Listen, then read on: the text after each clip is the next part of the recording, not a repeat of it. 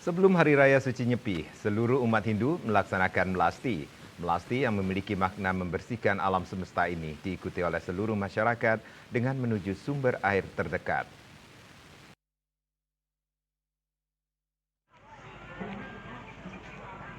Melasti sebelum Hari Raya Nyepi secara serentak dilaksanakan oleh seluruh umat Hindu. Melasti ini diyakini sebagai proses pembersihan diri manusia, alam dan juga benda. Salah satu umat Hindu yang melaksanakan melasti bisa ditemui di Desa Peninjauan Bangli. Melasti diikuti oleh warga setempat dari seluruh kalangan mulai dari anak-anak, remaja hingga dewasa. Sarana dan prasarana upacara dipundhut oleh umat Hindu, baik itu perempuan ataupun laki-laki.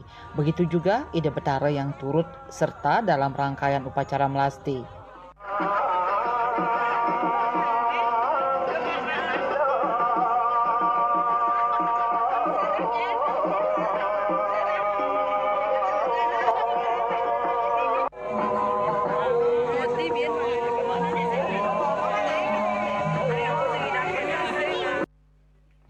Melasti ini dilaksanakan di sumber mata air terdekat di pura. Rangkaian melasti ini diawali dengan persembahyangan bersama. Desak Aryani, Bali TV.